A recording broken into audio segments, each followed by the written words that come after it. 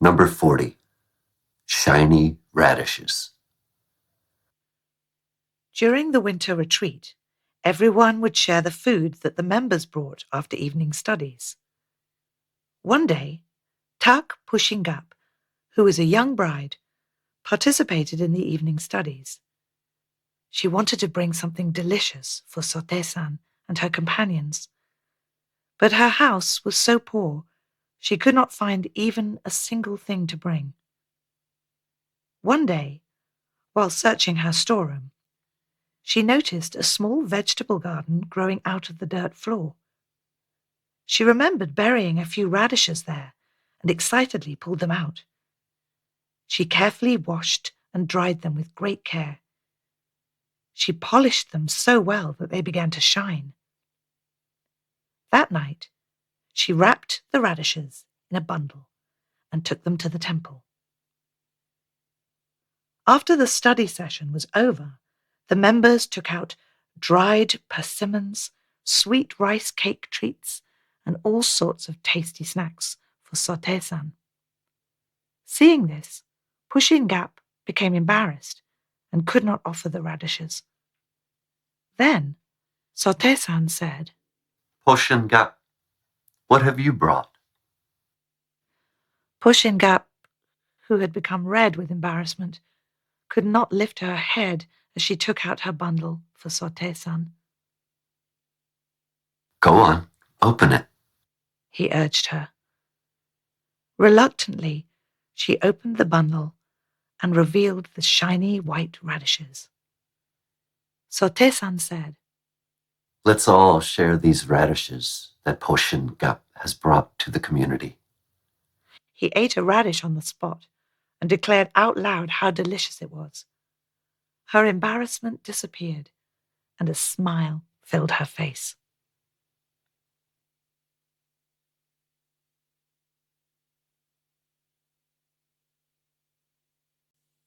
Number 41.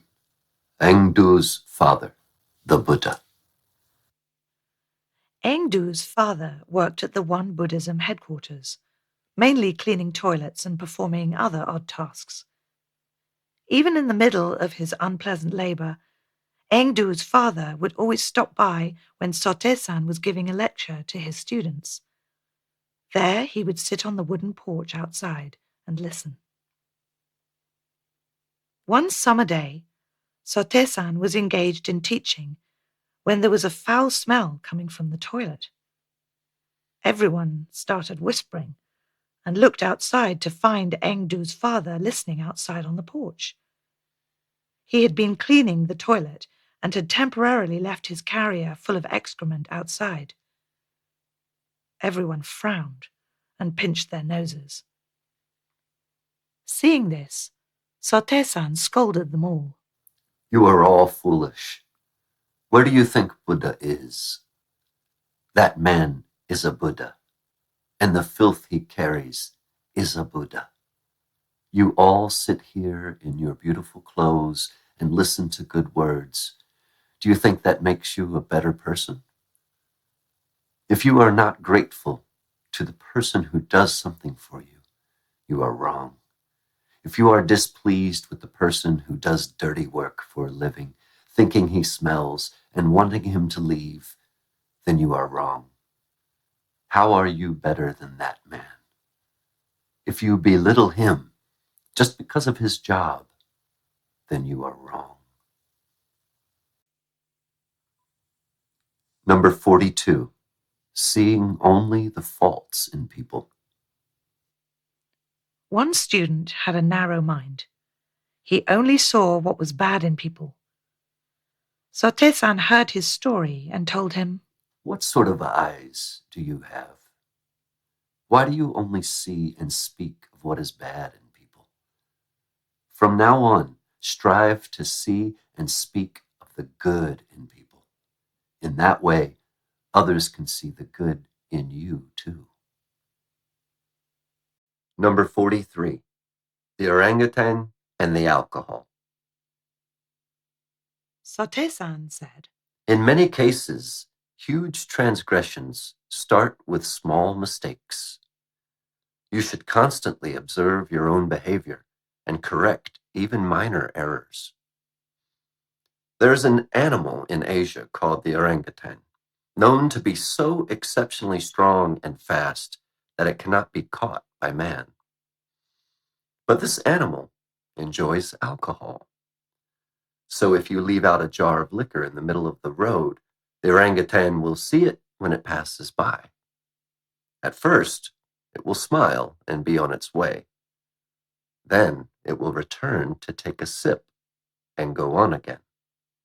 But it will return again to take another sip. After repeating this several times, the liquor will be gone and the animal will become so intoxicated that it will collapse. Then a person can come and easily capture it.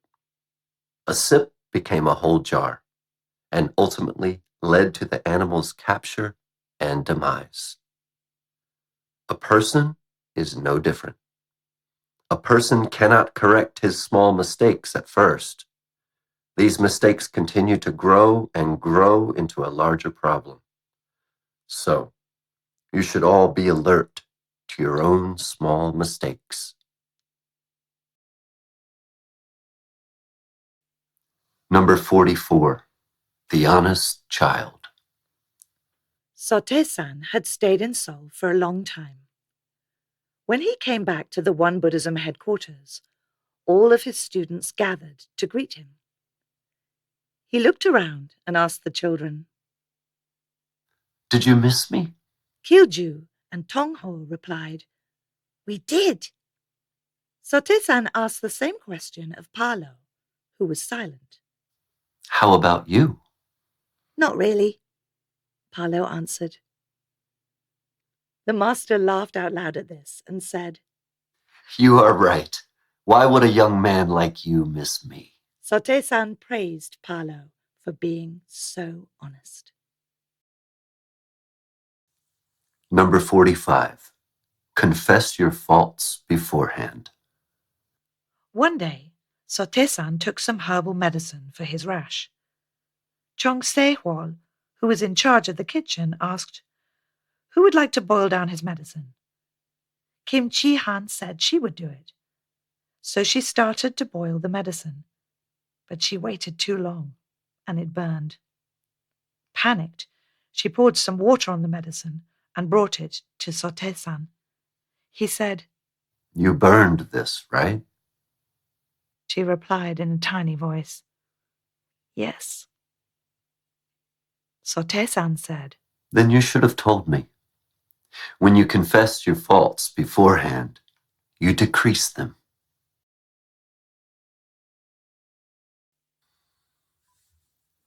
Number 46, Changing Fate. Sote-san told a story. During the Tang dynasty in China, there was a famous prime minister named Pei Shu. He was born with his twin brother conjoined at his back. Their parents separated them with a knife and named the bigger child Pei Tu, calling him the older one. They named the smaller child Pei Tak and called him the younger one. Pei Shu is the name that Pei Tu went by once he reached adulthood. The brothers became orphaned at a young age, so they lived with their uncle. One day, a well-known Buddhist priest came by the house and looked at the boys closely.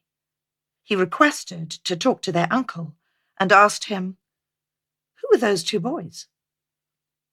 They are my family. I have raised them since their parents' early deaths. You have to make them leave. Why? The uncle asked. I have seen their future, and they both have a destiny to become beggars. They have no good fortune whatsoever. So if you keep them, not only will your house become poor, but your neighbors will become poor as well. For those boys to follow their destiny as beggars, they will bankrupt your household. Let them go. Petu overheard this conversation, and after the priest left, he confronted his uncle. Uncle, My brother and I want to leave. Please give us your blessing." The uncle was astonished. "Leave? What do you mean?" "I overheard what the priest told you earlier.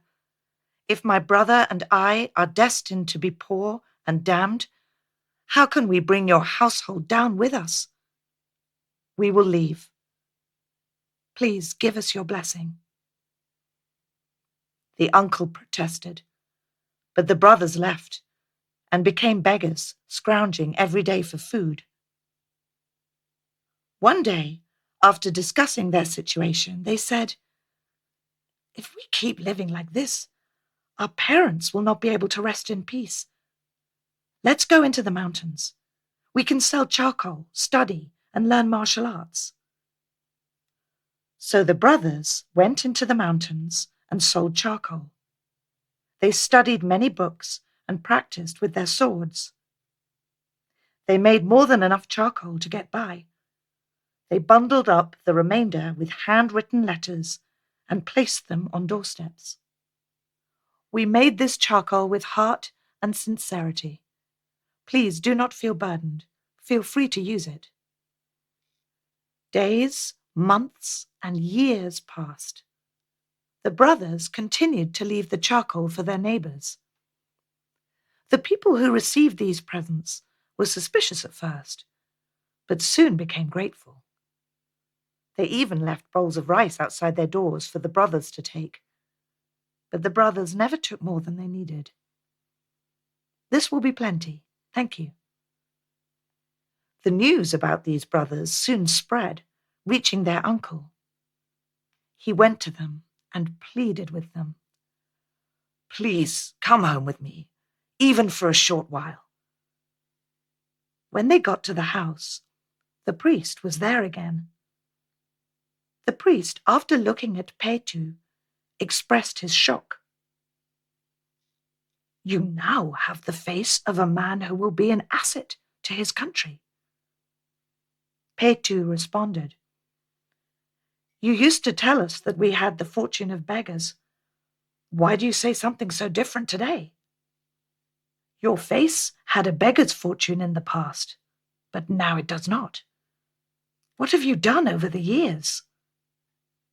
When the brothers told him in detail, the priest happily remarked, "Of course, your good heart has changed your future."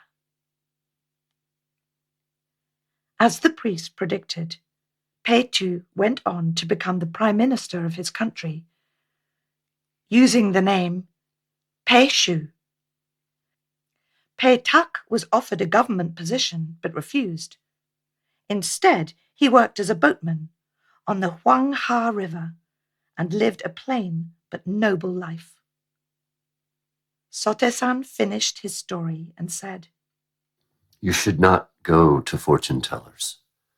Through mind practice, you are changing your present and your future.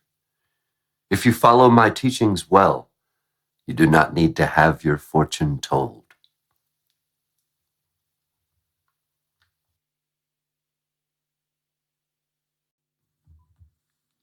Number 47. Always keep a promise. One day, Sotesan and a few of his students were walking out of the one Buddhist headquarters. Children who were playing outside bowed to him, except for the youngest child. Sotesan stroked the child's head and said, If you bow, I will give you a snack. At his words, the child bowed.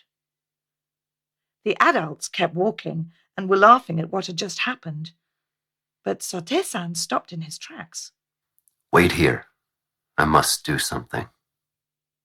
He went back into his room and soon came out with a snack. He gave it to the child and then continued on his way with his disciples.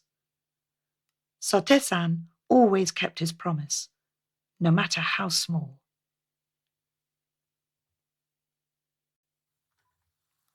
Number 48. On predators and poisonous snakes. A student asked Sotesan, If animals and trees are Buddhas, then are those who harm humans, such as predators and poisonous snakes, Buddhas too? Sote-san replied, If predators and poisonous snakes harm you, do not fight them. Respect the Buddha by stepping aside and avoiding conflict. The student asked again, then are insects and bacteria Buddhas too? Sote-san replied, It is certain that they are. So do not kill them recklessly. The reason they sometimes harm you is to protect themselves so that they can continue to live. Number 49.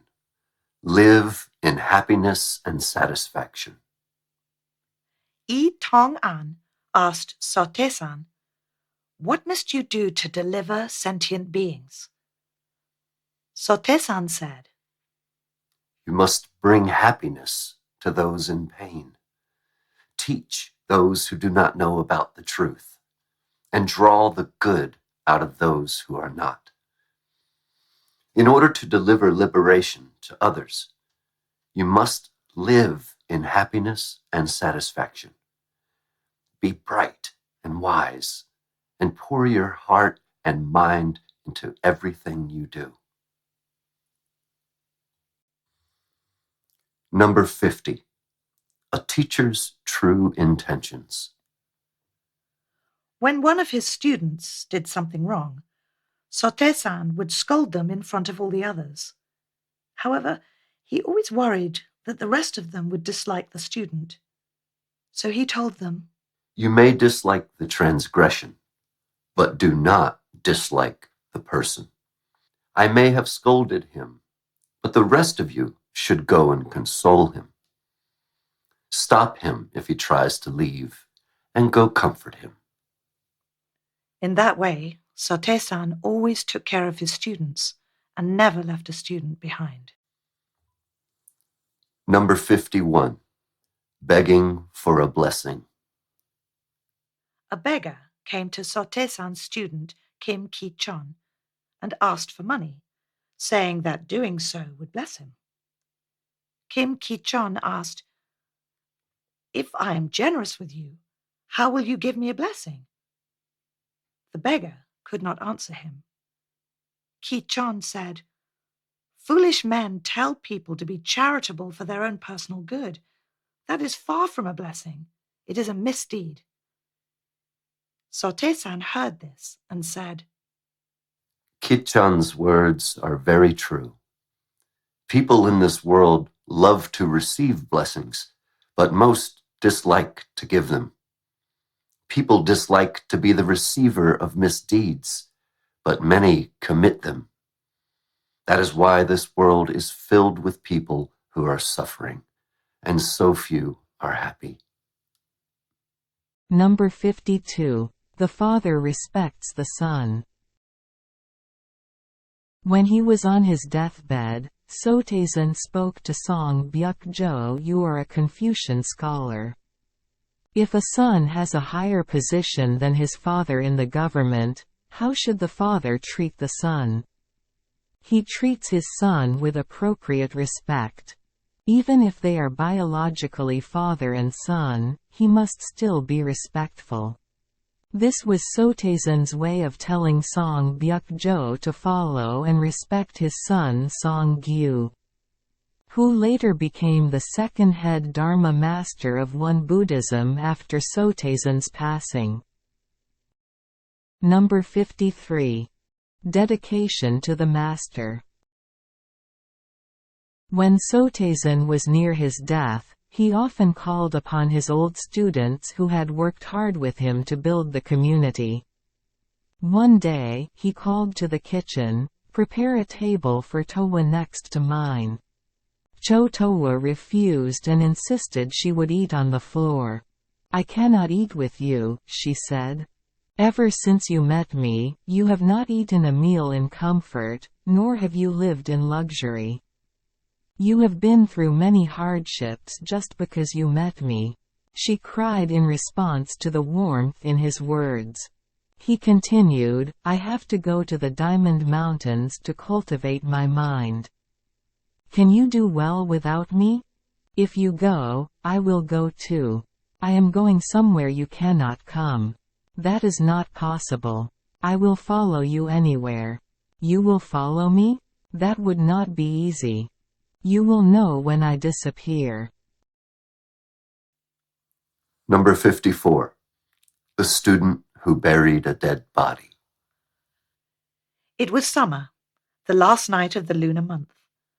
Sote-san told Kim Hyung-woo, Did you notice the corpse lying by the mulberry trees? Go take care of it. the place had no houses and was known to be visited frequently by thieves, so Kim Hyung-woo felt reluctant.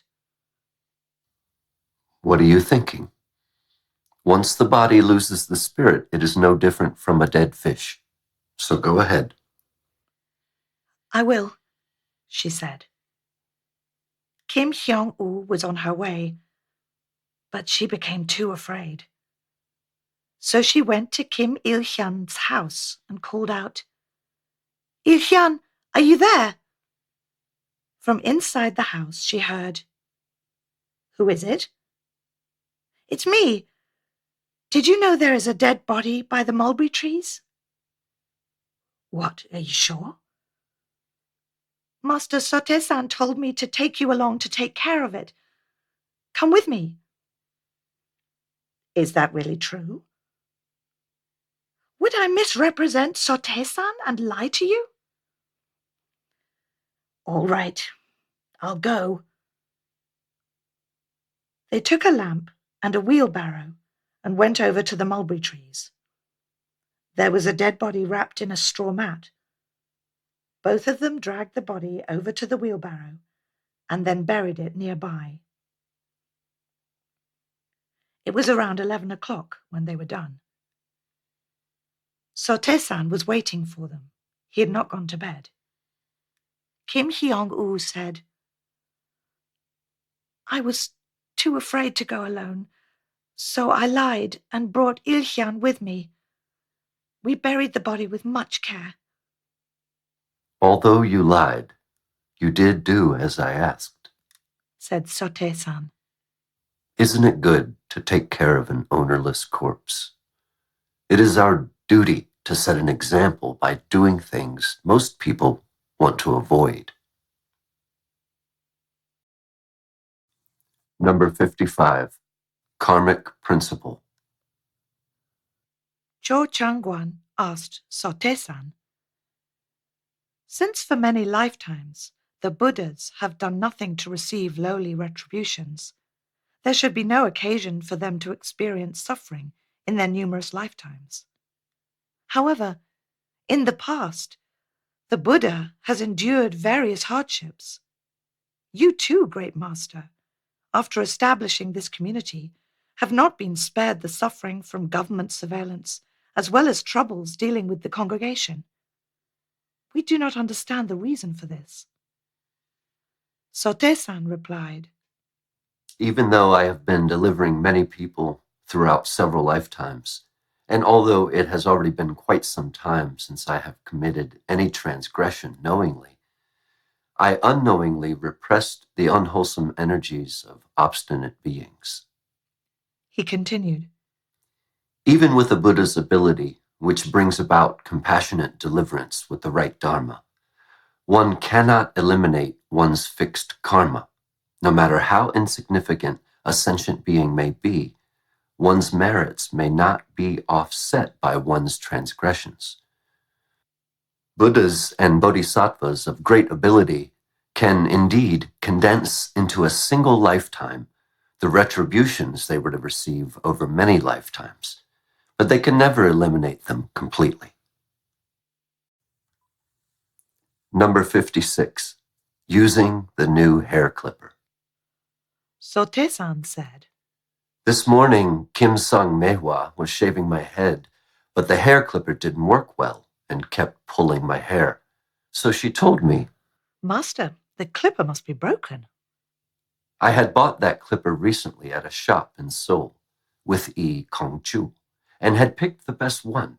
So I took the clipper back to the One Buddhism headquarters and asked Pak Te Wan to shave my head. He did it with much ease and took very little time and said to me, "It is a good machine." I asked Chan Ong Guang as well, and he too told me that the clipper was very good. Then I asked Song Do Seong, but he had a difficult time, so I thought his technique was lacking. Instead of thinking that her skills were deficient, Sam Mehua blamed the machine. A person who is skilled recognizes that the machine is good and appreciates it, but a person who is unskilled cannot use a good machine, let alone appreciate it. It is the same with people. If you have dealt with many people, you can recognize their strengths and weaknesses and instruct them accordingly. If we are only able to see the weaknesses, we end up scolding them instead of getting along and giving them a good purpose. A person who has attained complete realization knows how to work with all types of people, but deluded beings do not know how and only see flaws in others. A long time ago, Shakyamuni Buddha even knew how to deal with a person like Chotai, who tried to harm the Buddha. Chotai would go around spreading bad rumors about him, but Buddha said, Chotai is a Buddha too, no different from me. Actually, he is working even harder than I am. I sit comfortably here in ultimate bliss, telling people to throw away their suffering and come join me. However, Chotai is in hell, actively teaching people not to follow his footsteps. Chotai is saving more people than I am. Buddha could not have acted as Chotai did, and yet he knew how to extract wisdom from a person like Chotai. Still, Chotai denied Buddha till the end and could not avoid hell. So, my students, you must study and practice to attain Buddhahood.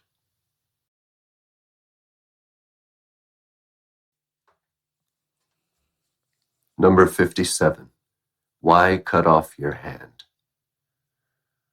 When the Chinese Buddhist monk Heka was studying under Bodhidharma, he cut off his own hand to show his faith. Like Heka, Sote Huan cut his left hand off to show his faith and devotion to Sote-san. When Sote Huan came back from the hospital, Sote-san asked him, Taewan, why did you cut off your hand? Because you did not want to work? Because you wanted to rest? "No." Then why? Truthfully, I was thinking about the story of Master Heka and how he cut off his own hand. What, you were trying to copy him? I was not trying to copy him. I thought that in order to achieve enlightenment, I had to have enough faith to cut off my own hand. So you were comparing me to Bodhidharma and yourself to Master Hega. That's right. That is not a very good comparison. I will see if you truly understand the meaning of the story. Go ahead and tell me the story of Bodhidharma and Master Hega. Sote Huan began his story. Bodhidharma came from India to China and practiced for 9 years at Shaolin Monastery. Then one snowy winter, Master Heka came to see Bodhidharma to ask for his wisdom. At first, Bodhidharma ignored him, but Heka did not move until the snow piled up to his knees. And Bodhidharma said he would pass down the great Dharma only to those with enough faith to sacrifice their whole body. Upon hearing this, Master Heka cut off his hand in front of Bodhidharma to show his faith. Sote-san replied, He showed his faith, but could not settle his mind. So he asked Bodhidharma, My mind is not at peace. Please put my mind to rest. Then what did Bodhidharma say? He said, Show me your disturbed mind, then I will settle it for you. But Master Hega could not find his unsettled mind anywhere. So what did he ask Bodhidharma? He said, I cannot find it anywhere. Then what did Bodhidharma say? He said, if you cannot find your disturbed mind, then your mind is already settled. Then what happened? Master Hega achieved enlightenment. Then did Master Hega attain enlightenment by cutting off his hand, or did he do so by Bodhidharma's words? It was his words. If you know so well, then why did you cut off your hand? To show me your strong faith? What will come of that? Why can't you say anything? You are good with your words. Master, I have done wrong. Taewan, you have much potential for the future. What if later on, future members of our order try to emulate you and cut off their hands too? What should we do then? So Taewan sat silently. Taewan, again I say that you have so much potential. How can someone like you make such a foolish mistake? What if our future members try to follow in your footsteps by cutting off their hands as well? What can we do then? So Taewan said nothing. Listen, Taewan. Our human body is the most important tool for our practice and work. What's the use of demonstrating your faith if you damage it? True faith comes from the mind, not the body. Our order is still beginning, so we have many things to do. If you cut off your hand and cannot work, then who will? You must never do anything like this again. No matter how knowledgeable you are, and even if you received much respect from others or from past actions, that does not make you a true believer. Only a person who is willing to make the utmost effort with unwavering faith can be a true master in this world.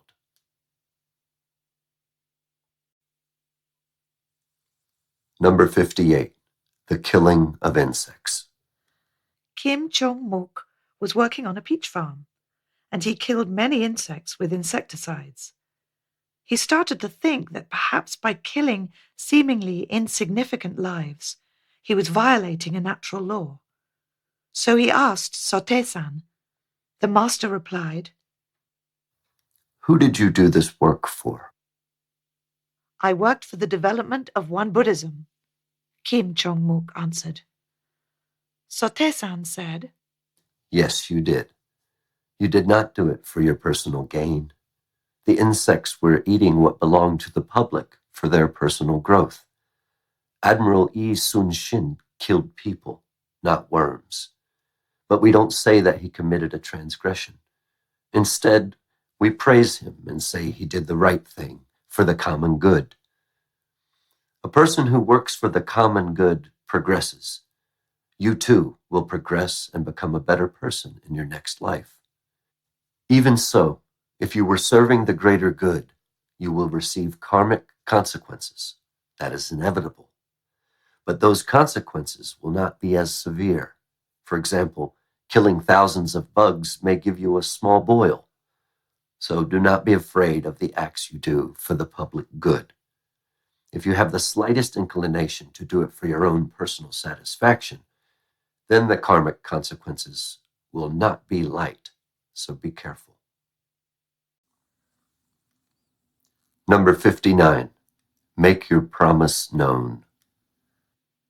Pak Chegwan decided to be a one Buddhist minister when she graduated from school.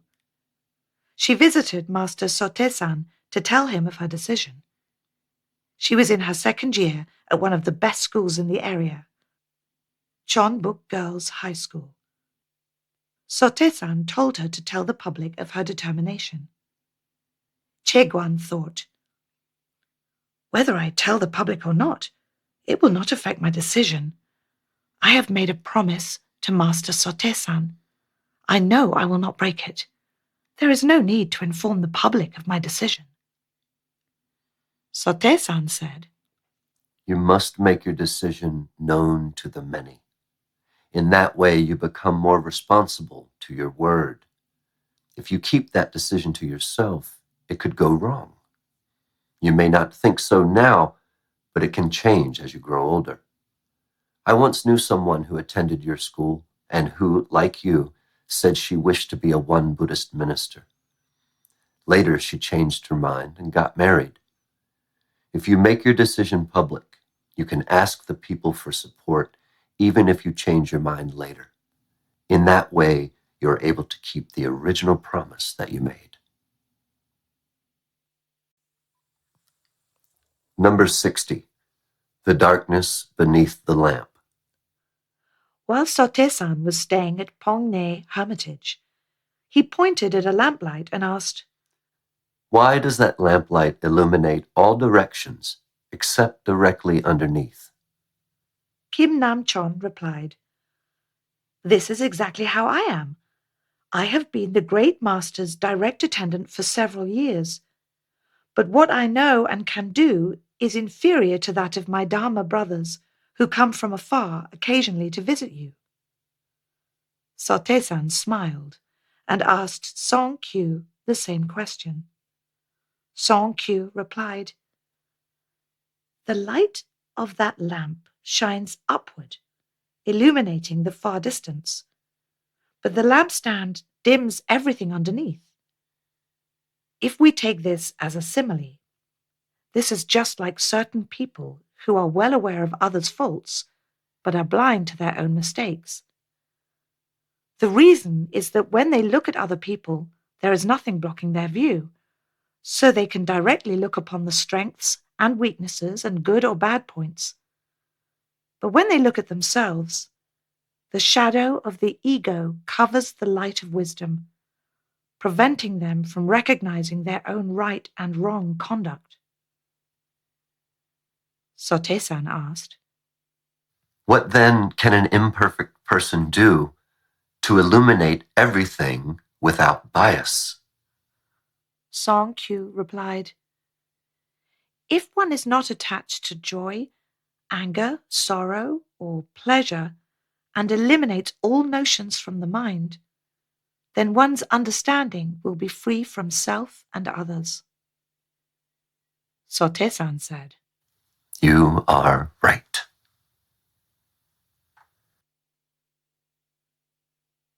Number 61, which part is clean and which part is dirty? This is a story that Sote-san told. There was an unnamed Buddhist priest who was leading a monastic life. One day, his son came and said, Father, tomorrow is the anniversary of grandfather's death. Is that so? Then we must go and prepare the appropriate food for the ceremony. The priest went to the butcher's shop with some money and said, I need some meat. It will be used in an important ritual, so please try to cut me a clean piece. The butcher stuck his knife in the meat and asked, Which part is clean and which part is dirty?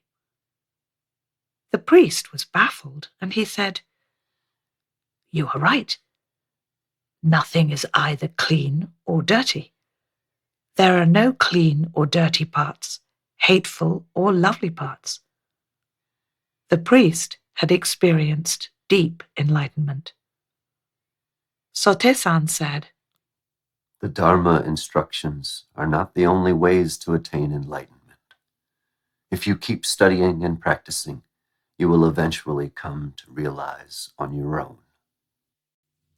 Number 62, what happens to others happens to me. Mun Chong-yu, one of Sote-san's students, said to the master, A while ago, I went to Pak Ho-jang's house, and it happened to be the anniversary of his son's death. Seeing him grieve deeply made me realize how profoundly hurt he was. Sote-san said, The bond between a parent and a child is so deep, it is normal to grieve so. The student replied, I do not understand.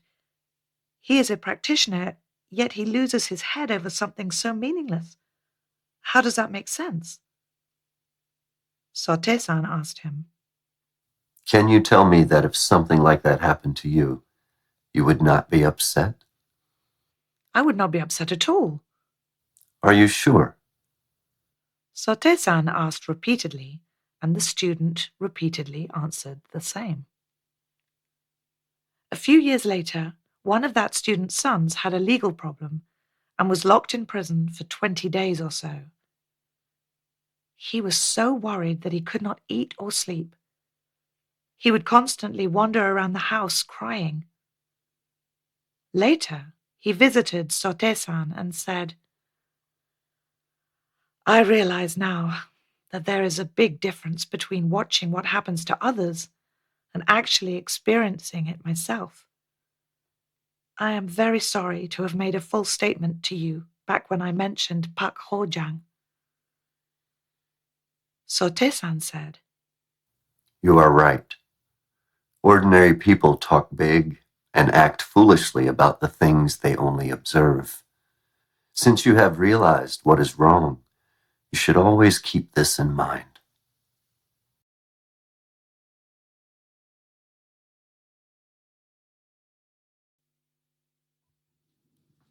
Number 63. The Student Who Plucked Pine Leaves.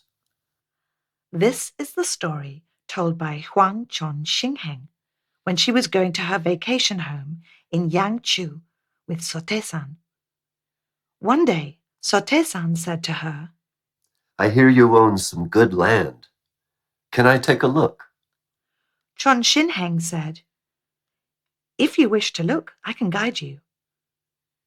The next day, Chon Xingheng packed a snack and went with 4 people, including Yi Wan Chol. While they were walking, Chon Xingheng, with no reason, began plucking pine needles from the trees. Sote-san asked, Why are you picking pine needles? Yi Wan Chol next to her said, Sometimes we cannot help but to break a few branches when we hike in the mountains. Sote-san said, You will receive karmic retribution for this action in the future. Chon Xinheng was so ashamed when she heard Sote-san's words that she began sweating and her face turned red. So she quickly went down to the creek and repeatedly splashed water on her face. She told everyone to do the same. Sote-san said, That is not how you wash your face. Chon Xinheng asked, Then how do we do it? Sote-san said, You must scoop the water like this. Sote-san carefully scooped the water into his hands, turned away from the creek, and washed his face. Then he said, Even if water is free and abundant, we should use it sparingly and not waste it. If people use water wastefully, they can be born in a place where water is hard to attain.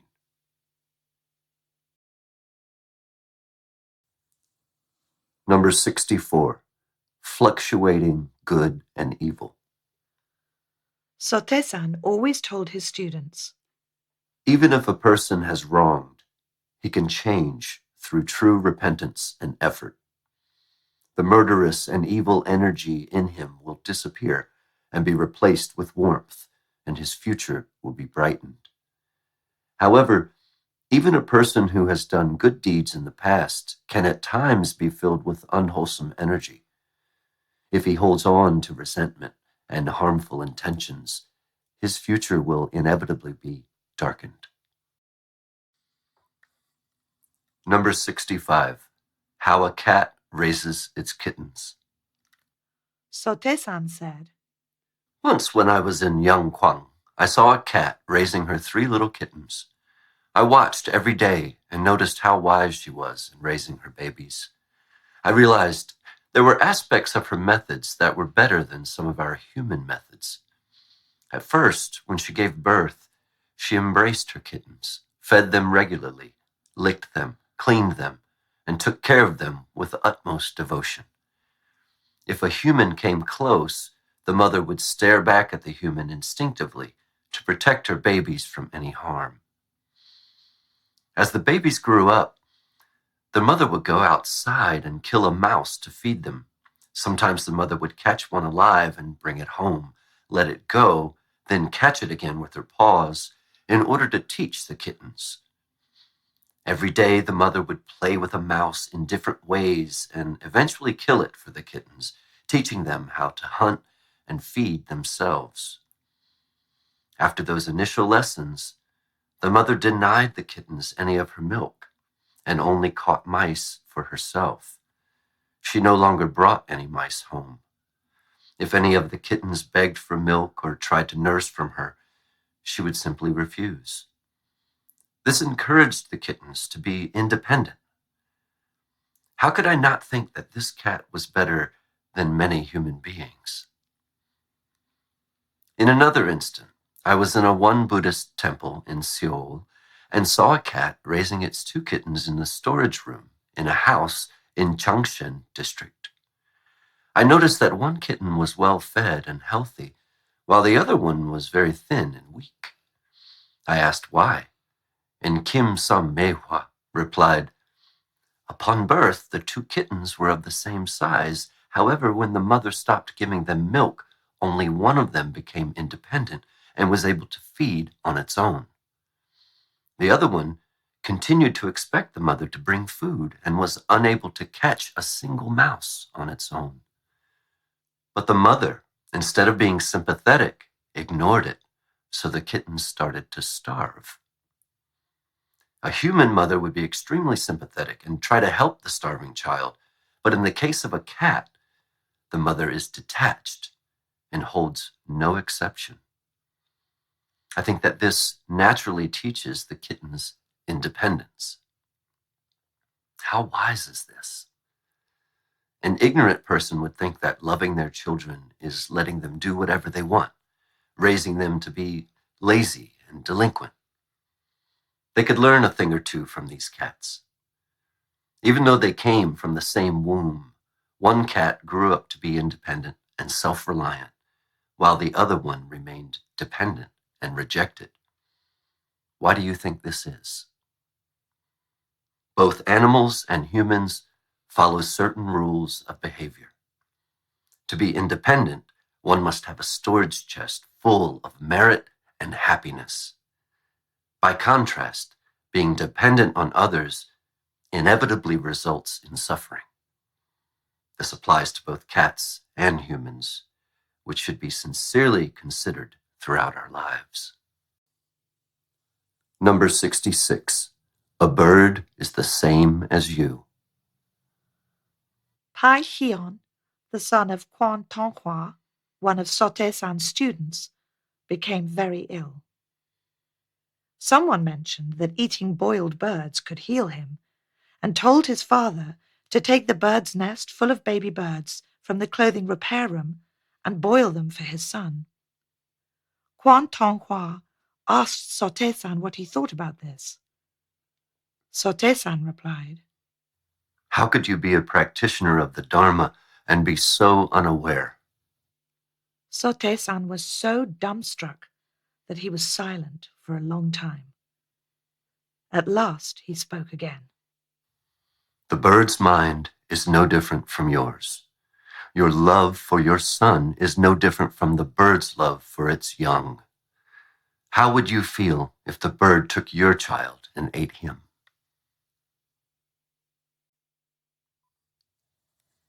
Number 67. Wishing for the future. February 5th, 1926, was Yi Kongju's 30th birthday. A celebration took place at her home. Sote-san arrived with Pak Sashiwa and Yi Songguk to wish her a happy birthday.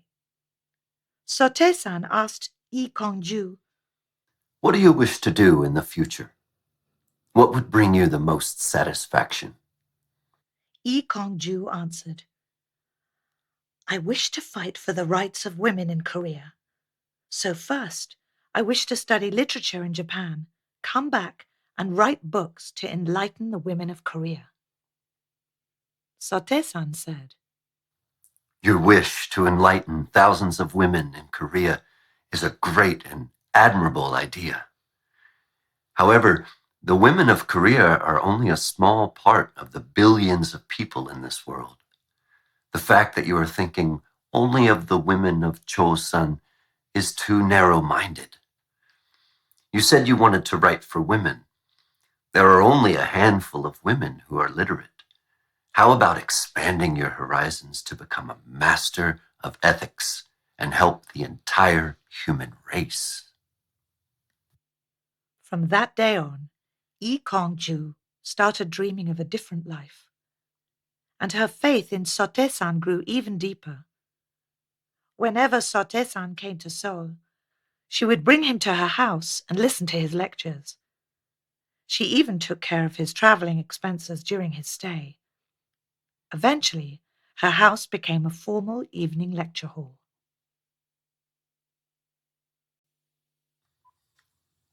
Number 68, making communal decisions on your own. When Oh Changon was in Yongsan, someone wanted to sell him land. He saw that the man offered him a price much cheaper than its actual worth. He thought he should return to One Buddhism headquarters and discuss the matter with everyone, but there was no time.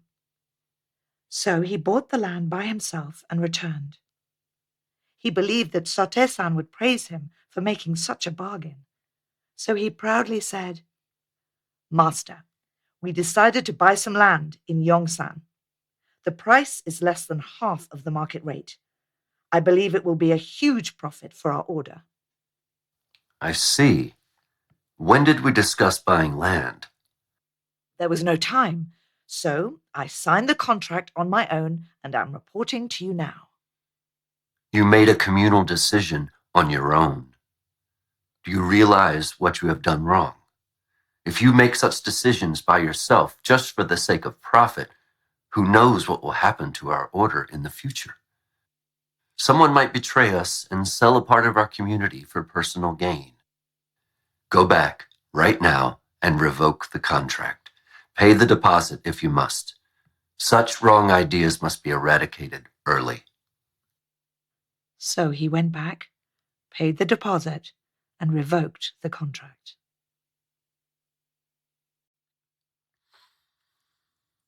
Number 69, an angry mind. Sote-san said, The anger you have can never be understood by others. That anger is caused by blame and resentment because you cannot control your mind. If you wish to make controlling your mind your primary focus, then you must first learn to be grateful.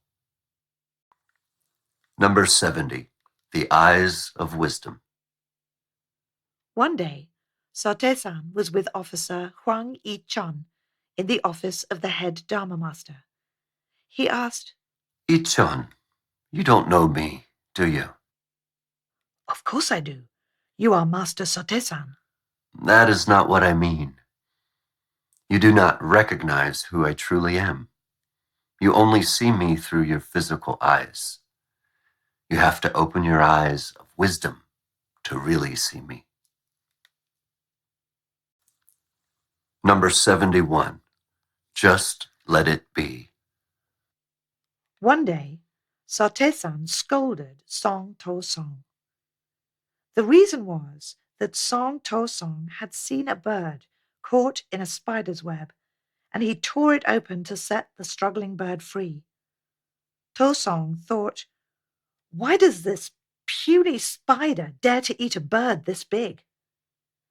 Sote-san told him, Tosong, why did you interfere with something that is not your business? "I set the bird free because it was struggling, unable to fly because of the spider web. Was I wrong?" Do you think you were right? That spider built the web for days and nights so that it could catch something to eat. Think of how the spider will hate you for setting the bird free. "What should I have done?" Sote-san said, Do not interfere. Just let it be. Number 72, the living universe. Sote-san spoke of the origins of the universe. The universe is filled with energy, that constantly moves, and it is aware. The universe has nothing that is truly dead. Listen carefully, I will give you an example. The boils on your body let out pus. This is because the flesh around it is rotting. You may think that the smelly, disgusting pus has no place in this world. You may think the same about excrement. You may say that excrement does not contain any life, since it is the leftovers of what we have already digested. However, these things are never dead, nor should they be left just to rot. They may seem dead, but the elements inside them are alive. Let's say you use the pus and the excrement as fertilizers for cabbages or radishes. Then the plants will grow more abundantly than those without fertilizers. If the pus and excrement were truly dead, without any living power, then the plants would not have grown well. They may seem rotten and dead to us, but they are actually alive. And this life force transforms into food for plants. That is why, even though the pus and excrement may change form and disappear over time, their vital energy continues on. So we can conclusively say that nothing in this universe is ever truly dead. This universe is filled with living energy. That is how the universe changes and renews itself.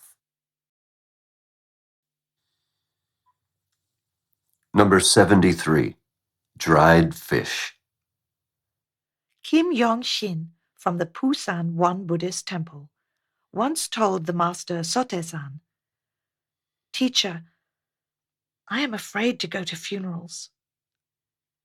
Sote-san asked, Yongshin, are you afraid of dried fish? "No." Dead people are no different. What are you so afraid of? She said nothing in reply. From then on, Kim Yong-shin would mutter to herself about dried fish every time she went to a funeral. Number 74, the foolish servant. In Yongkwang, there lived a servant named Mong Pa-u. One day, his master told him, "You should go to the Changsong market this morning." "Yes, sir," said Mong Pa-u, and so he went to the market. Later on that day, his master wanted to tell him what kind of errands to run at the market, but he was nowhere to be found. Finally, in the afternoon, Mong Pa-u came back. His master asked, "Where have you been?" Mong Pa-u answered, "I have been to the market." "But I never told you what to buy at the market." "But you told me to go this morning." Sote-san used Mong Pa-u as an example never to act without reason or questioning.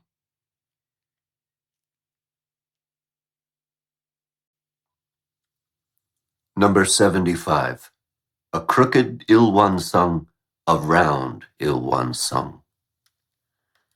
Sote-san showed his students a crooked Il-wan-sang and a round one. Which one looks better? They answered, "The round one. The crooked one does not look very good." Sote-san said, That is right. When we use our minds, we must be like the round Il-wan-sung and not the crooked one. Number 76, the servants who cried with no reason. there lived a politician who had many wives. Because of the many wives, there were many family members, and as a result, many deaths and funerals. Following tradition, the servants cried aloud all day, but they never really knew who died. Their actions were meaningless and impractical. After telling this story, Sote-san said, The politician's servants were wearing clothes and eating food that the citizens had worked so hard for. To waste their precious time in this world so meaninglessly is almost a crime. People who behave this way have no reason to live here. Therefore, always be alert. Always have a purpose and look back on your life every morning and every night. You cannot live life without a useful purpose.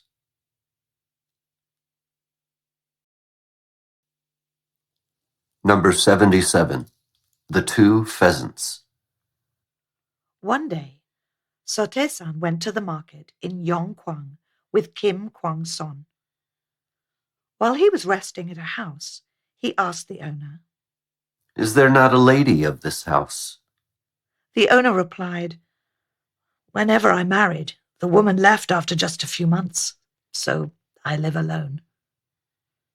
Sote-san, upon hearing this, smiled and said, If I find you a good woman, will you live with her? The owner gladly agreed and said, If you do so, I will be very grateful. While Sote-san stayed in that house, he watched many people come and go from the market. He saw a woman, called to her and said, Do you have a husband? She replied, No, I am a widow now. Sote-san said to her, Would you consider living with the owner of this house? The woman was taken aback and refused at first, but after meeting the owner, she seemed to be willing. Sote-san sat in front of the couple and offered to share a story. Once upon a time, a couple of wild pheasants were living happily in the mountains. When they died, they were reborn as good people, but they struggled to find each other. They spent half their lives wandering alone without children. When they finally found each other, they reunited as a couple and finally led a joyful life together. As he was finished with the story, the owner and the woman were crying as if they had lost a parent. Sote-san said, That is why it is crucial to form positive affinities with people. Remember this. Sote-san left the house. On his way from the market, he told Kim Kwang-son, Did you understand what I told the couple today? They were pheasants in previous lives, and they cried so hard when I talked about their past. People live through many lifetimes, but forming good affinities with others is the most important blessing of all.